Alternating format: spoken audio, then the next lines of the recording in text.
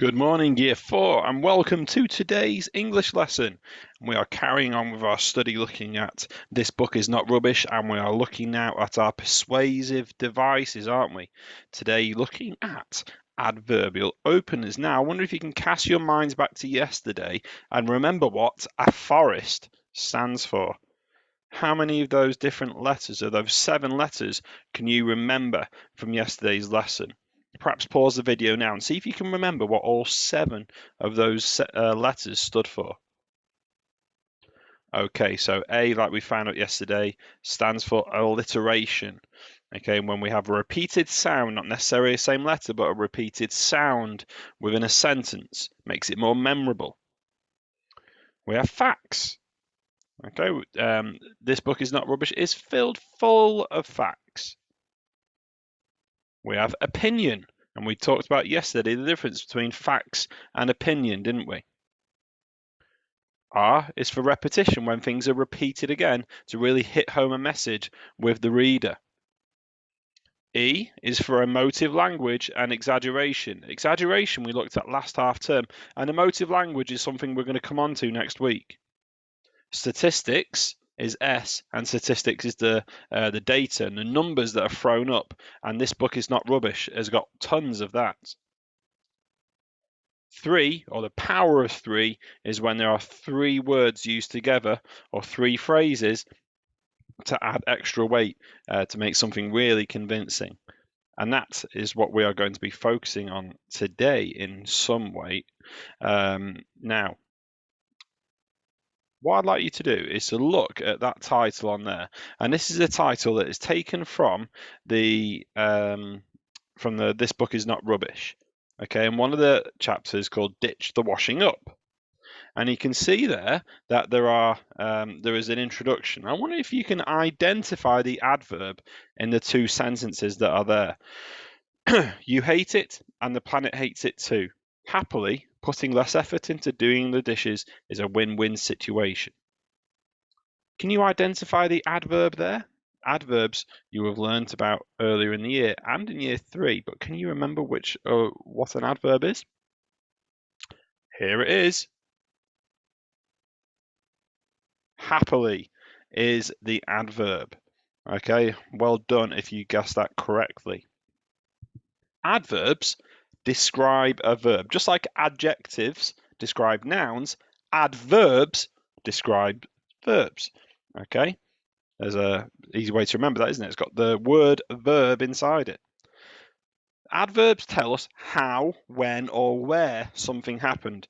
They give more detail, basically.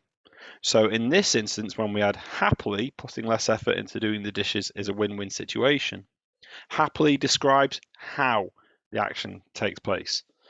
Okay, but they can also describe when and where, alongside a couple of other things as well.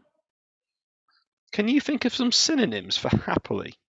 Words that have a similar meaning to happily. Not happy, happily. So a little difference, isn't there? You can describe yourself as being happy, but I washed the dishes happily. You're describing an action. Okay, pause the video now. How many synonyms for happily can you come up with? Okay, so I'm going to show you a picture now, a Wordle with lots of different examples on. How many did you come up with? So we've got words like cheerfully, joyously, blissfully, gladly, merrily, delightedly, playfully, gleefully, buoyantly, brightly. Now, what you'll notice there is an awful lot of them end in ly. And a lot of adverbs do. Not all of them. There's a lot that don't, but a lot of adverbs end in ly. Okay, they turn an adjective into an adverb. Okay, so blissful is an adjective. Blissfully is an adverb. Okay, now come on to this power of 3, one of our persuasive devices that we're looking at. When we carefully select adverbs, we can put them into groups of 3 and they have a really deep impact on the reader. So instead of saying happily, putting less effort into doing the dishes is a win-win situation, We can now have 3 that have a similar meaning. I'm going to carefully think about which order they're going to go in. And it reads like this: happily, fortunately, luckily, putting less effort into doing the dishes is a win-win situation. And it really makes it so it's happily, fortunately, luckily, finally, after so long. Yeah, has anyone ever said that to you? So finally, after so long, I just can't wait. Okay, it's that sort of this building up the emotion. Okay, so using power of 3 adverbs really does help to have an impact on the reader. Now, if we put an adverb at the beginning of a sentence, we call that phrase at the start a fronted adverbial because it's an adverb that goes at the front of a sentence. It's a fronted adverbial. Sometimes you may hear them referred to as adverbial openers, adverbs that open a sentence. Okay, using these in your writing year 4 always improves it. Okay, it just takes your writing up to the next level. And as a rule, always include a comma after a fronted adverbial. Now, can you spot the fronted adverbials on the screen right now? I've snuck a couple in there. Okay, can you see what they are? Well done if you spotted sometimes. That's a fronted adverbial, describes when sometimes you may hear them referred to as adverbial openers. And we actually have a phrase. If we start a sentence with an adverb, so that is a fronted adverbial there. Okay. So on there, I thought I'd put this on because you guys are all at home. This page is actually in your writer's notebook at school, and I thought it'd be a bit unfair to not have that at your disposal. And I've left this picture on the web page below, and you can use these in your task today, because what I'm going to ask you to do is see if you can create some sentences related to recycling that use fronted adverbials. Okay, so picking a fronted adverbial on here to come up with a sentence to do with recycling, okay, or sort of to do with pollution and ways we can improve the environment. So it's really open-ended today, year 4. You do as many as you want. Okay, you can pick them from whichever these categories. Remember, we said that adverbs describe where, when, or how. Okay, so we've got when is the time, where is the place, how is the manner, really this one. But there's also, we can also describe how often and how possible something is. So there's another couple of categories that we didn't include before. Okay. So let's go with one. Let's say